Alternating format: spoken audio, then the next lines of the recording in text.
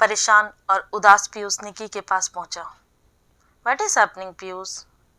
क्या तुम्हारी फैमिली हमें अलग करना चाहती है? नो निकी, वो बात नहीं है। निकी, मेरी फैमिली दरअसल मध्य प्रदेश के एक गांव टीकमगढ़ से है और हम वहां के राज परिवार हैं। राज परिवार? हाँ, कई सालों से हम उस गांव की प्रजा पर राज करते आ रहे हैं।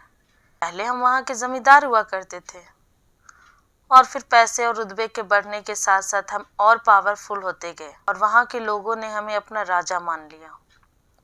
मतलब तुम एक प्रिंस हो? एक तरह से। ये सब निकी के लिए बहुत आश्चर्यचकित था, क्योंकि पीयूष का रहन सहन उसे साधारण से मध्यम वर्गीय परिवार का लगता था। यही कारण है कि मेरी फैमिली में कोई लव मैरिज नहीं कर सकता। हम केवल दूसरे ऊंचे घराने के लोगों के साथ ही रिश्ता जोड़ सकते हैं, लेकिन मुझे उनकी तरह नहीं जीना। मैं तुम्हारे साथ ही रहना चाहता हूँ गोवा में। मुझे टीकमगढ़ वापस नहीं जाना, लेकिन मेरी फैमिली चाहती है कि हम लोग वहाँ जाकर के ठीक से शादी करें। उनकी नज़रों में इस ईसाई सेरेमनी के कोई मायने नहीं है। तो तुम बताओ, क्या तुम मेरे साथ टीकमगढ़ जाना चाहती हो? तुम पे कोई जोर जबरदस्ती नहीं है। पीयूष, ये तो बहुत अच्छी न्यूज़ है।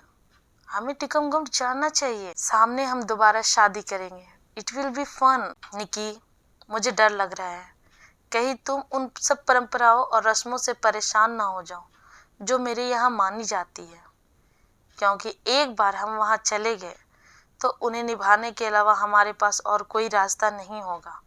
मुझे कोई प्रॉब्लम नहीं है पीयूष। आफ्टर ऑल, मुझे तुम्हारे कल्चर के बारे में कितना कुछ जानने को मिलेगा। तुम जैसा ठीक समझो निकी, मुझे कोई एतराज नहीं है, पर मैं फिर से तुम्हें कहूँगा, एक बार सोच लो।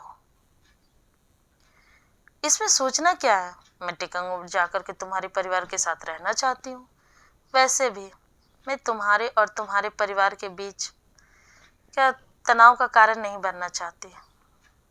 ठीक है निकी, मैं उन्हें हाँ बोल देता हूँ। Okay darling. निकी इस बात से अनजान थी कि टीकमगढ़ कोई मामूली जगह नहीं थी। आगे उसके साथ कुछ ऐसा होने जा रहा था जिसकी उसने सपने में भी कल्पना नहीं की होगी। निकी का पूरा बचपन एक सरकारी अनाथालय में ही गुजरा था। ये ऐशो आराम उसके लिए बहुत नया और आकर्षक था। क्या बात है, इतने सालों बाद मुझे अपने हिस्से की खुशियां मिली। क्या हम प्लेन से टीकमगढ़ जाएंगे पीयूष? नहीं निकी, हम प्लेन से इंदौर तक जाएंगे। वहां से हमें लेने के लिए शाही गाड़ी आएगी जो हमें टिकमगढ़ ले जाएगी। निकी ने टिकमगढ़ जाने का फैसला कर लिया था, लेकिन पीयूष इससे खुश नहीं था। एक नई जिंदगी की शुरुआत करती हुई निकी सुहाने सपने संजो रही थी। मैंने कभी सपने में भी नहीं सोचा था कि मुझ जैसी अनाथ लड़की की इतने बड़े रॉयल फैमिली में शादी होगी। लेकिन पीयूष इतना चुपचाप क्यों लग रहा है? ओह माय गॉड, ये सब क्या टीकमगढ़ के रॉयल गार्ड है?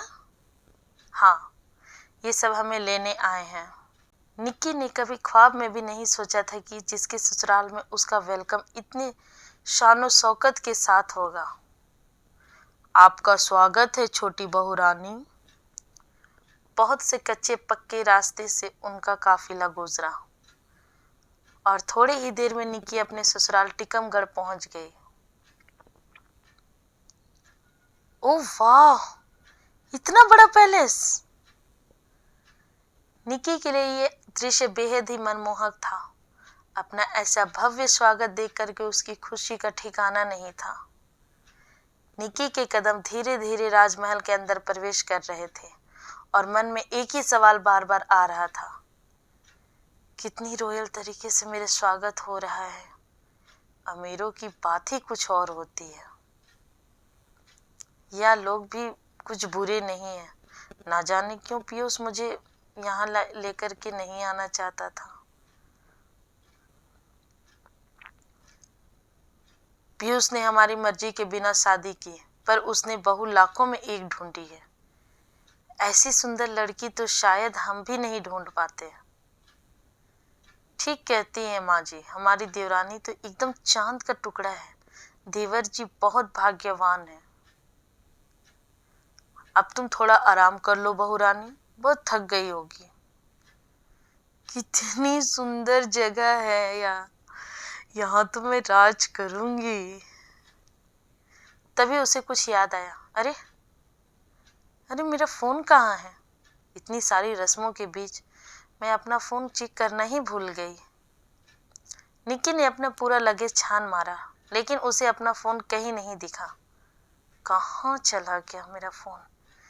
कहीं गिर तो नहीं गया? उसने गार्ड से मदद मांगना ठीक समझा। सुनो, मुझे मेरा फोन नहीं मिल रहा। शायद महल में कहीं गिर गया होगा। क्या तुमने कहीं देखा है? नहीं बहू रानी, हमने नहीं देखा। पता नहीं कहाँ खो गया मेरा फोन। ढूंढ दो प्लीज, और अगर मिल जाए तो मुझे ला करके दे देना। मैं सोने जा रही हूँ। जी बहू रानी, मैं ढूंढता हूँ। निकी के जाते ही उस गार्ड के होठों पे एक रहस्यमय मुस्कान आ गई।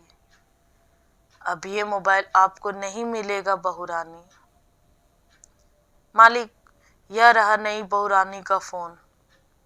शाबाश भवानी सिंह, तुम मेरे सबसे वफादार आदमी हो। तुमने बहुत अच्छा काम किया है। यह तो तुम्हारा सौभाग्य है मालिक। आप हमारे माँ बाप हो। आपके मुंह से निकले शब्द हमारे लिए पत्थर की लकीर है।